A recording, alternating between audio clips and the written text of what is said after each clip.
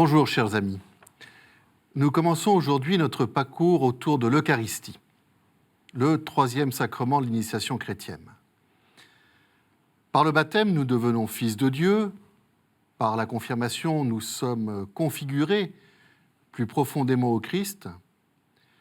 Et nous allons le voir, par l'Eucharistie, nous participons au sacrifice même du Seigneur sur la croix. Nous allons découvrir pourquoi ce sacrement est appelé source et sommet de la vie chrétienne.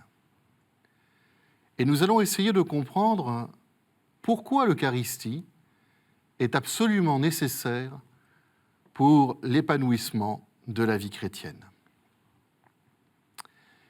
Il y a une superbe prière rappelée dans l'Évangile. Après que Jésus eut parlé au peuple du vrai pain qui vient du ciel et qui donne la vie au monde, quelqu'un s'écrie « Seigneur, donne-nous toujours de ce pain-là ». Cette prière exprime la faim profonde de l'homme, une faim qui va au-delà d'une simple faim de nourriture. C'est le désir d'amour, de plénitude qui existe en chacun de nous. Et le Christ, pour répondre à cette prière, va dire « C'est moi le pain de vie. Celui qui vient à moi n'aura plus jamais faim, celui qui croit en moi n'aura plus jamais soif. » En disant cela, Jésus commençait à préparer le genre humain au mystère de l'Eucharistie. Et c'est juste avant sa mort, au soir de la dernière scène, que Jésus va instituer l'Eucharistie, mystère central et incontournable de notre foi, puisqu'elle est présence du Christ, sauveur des hommes, tête de l'Église, source de toute grâce. Comme le dit le catéchisme de l'Église catholique, accueillir dans la foi le don de son Eucharistie, c'est accueillir le Christ lui-même. Alors, pourquoi Jésus institue-t-il ce sacrement ? Vous savez que c'est par la mort et la résurrection du Christ que nous sommes sauvés. Pour être sauvé, tout homme doit passer par cette mort du Christ, y être présent, comme Marie et Jean, au pied de la croix.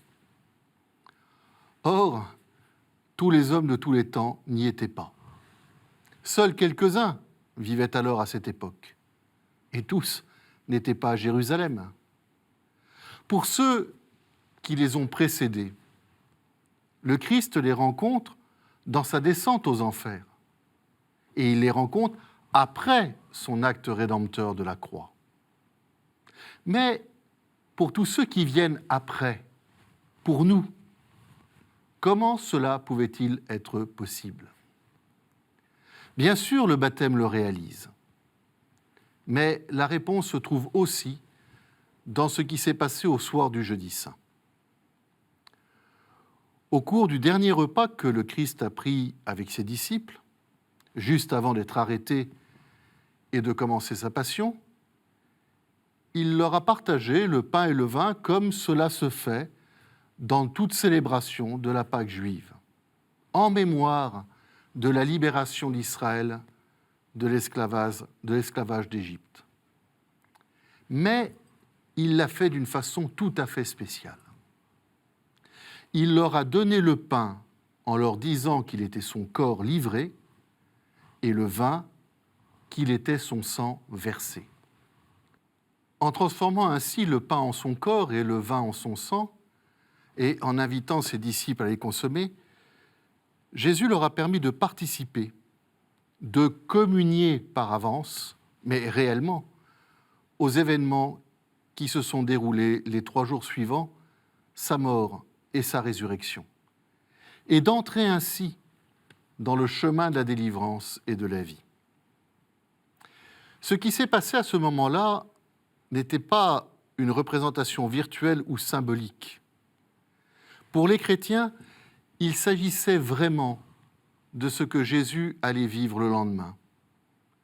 Il s'agissait vraiment du don que le Christ allait faire de lui-même.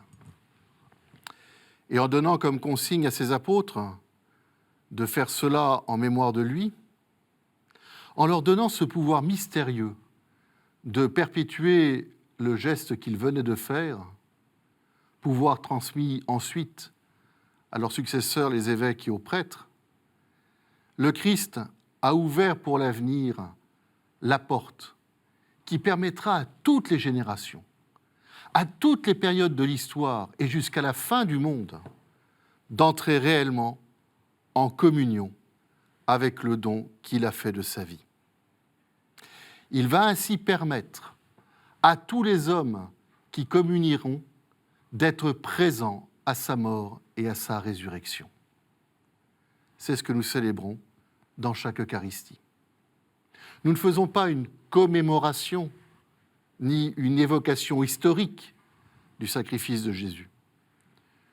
Nous ne faisons pas une représentation théâtrale de la scène, mais c'est vraiment la même réalité de sa mort et de sa résurrection qui est rendue présente. À chaque Eucharistie, c'est comme si nous étions transportés par-delà l'espace et le temps, au pied de la croix et devant le tombeau vide du ressuscité. La prochaine fois, nous essaierons de mieux comprendre cette présence de Jésus dans l'Eucharistie. À très bientôt.